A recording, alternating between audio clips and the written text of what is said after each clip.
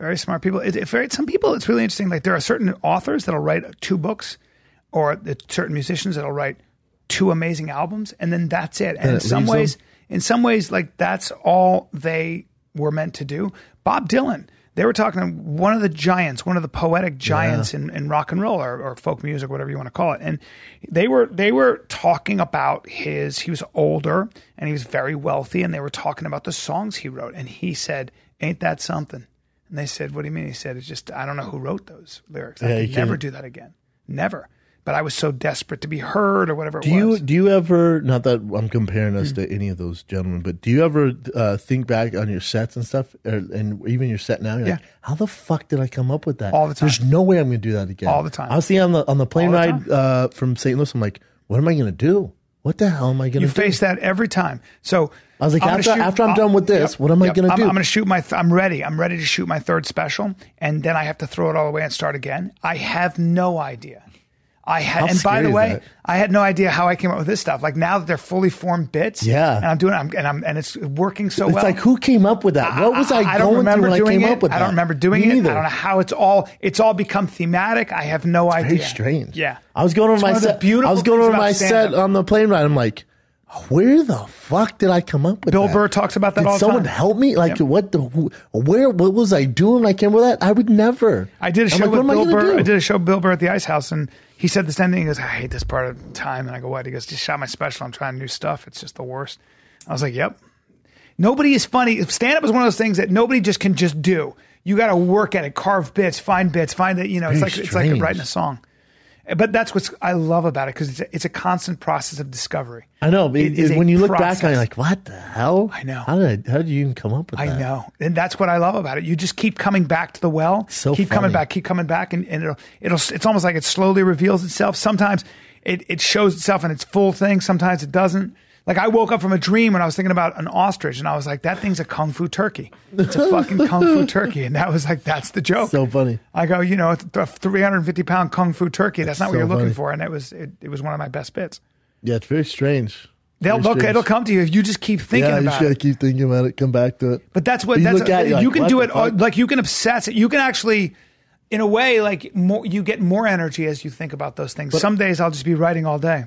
Yeah, but then if it's very strange, because if you're like, all right, today I'm going to write for 6 hours, don't work like that. No. It's not going to come to you. Like you might have bits and points that you can work on, but it's not like it comes at weird times. Well, so a lot of times for me, I'll say I got to write 6 hours, and the whole day is a process of procrastination. Cut my hair, walk around, go have some coffee. I got to take a shit. I got to go work out. I got to stretch now. And I can't write. And then like 6th, 7th hour, you'll just be driving, all of a sudden, or something. I'll get into the thing, and boom, and I start writing. And then I have to do my show. It's hilarious. Yeah.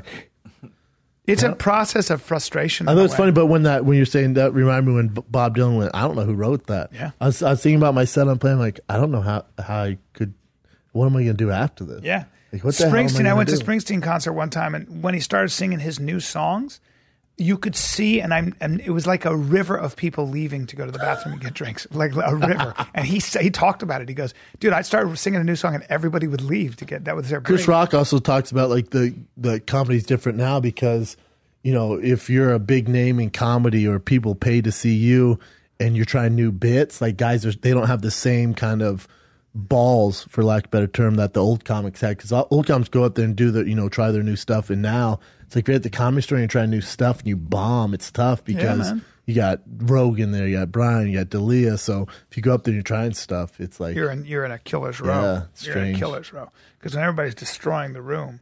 And you're I remember one time Dove was like at his we had co-headlined Hilarities in Cleveland, and it was New Year's, and Dove was doing shit like he had his old stuff because he was about to shoot a special. I was trying all new shit. Yeah. He would destroy and I would just eat a dick. I'd eat a bag of dicks, man. And they were like, and I hear them go, you are so much better than the other guy.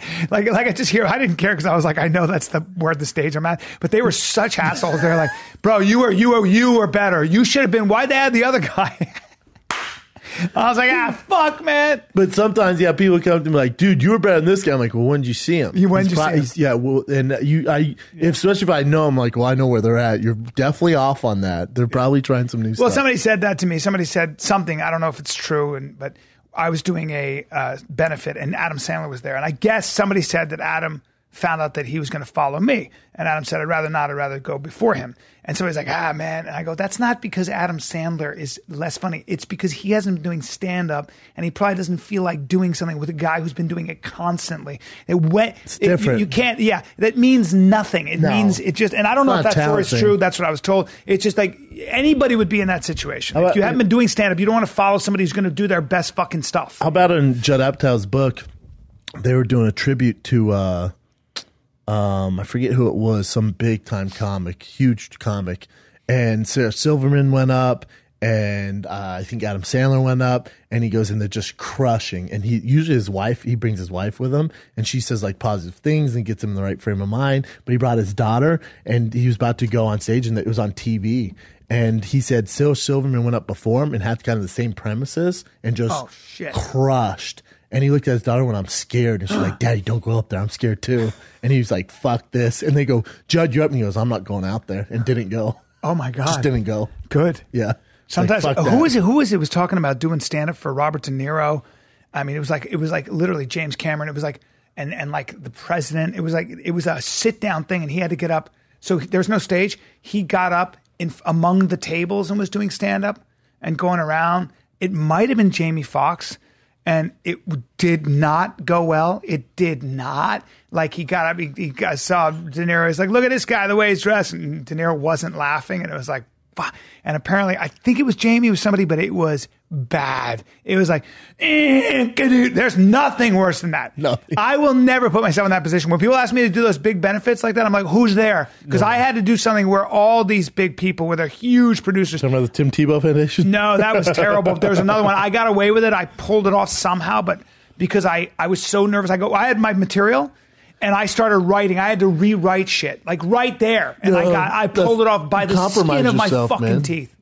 And then they asked me to come and do something in New York for 1,100 people, and I crashed and burned so hard. This is now when I got, like, I'm pretty fucking... Yeah, but you got to compromise yourself when you do those big businesses. Nobody's listening. Corporate. First of all, nobody's listening. They're like, all right, what's he going to do? Clang, it's a horrible venue. Clang. I'm like, the acoustics are way off. 3 people will end up liking you, everybody else. I've had some bad experiences with those things.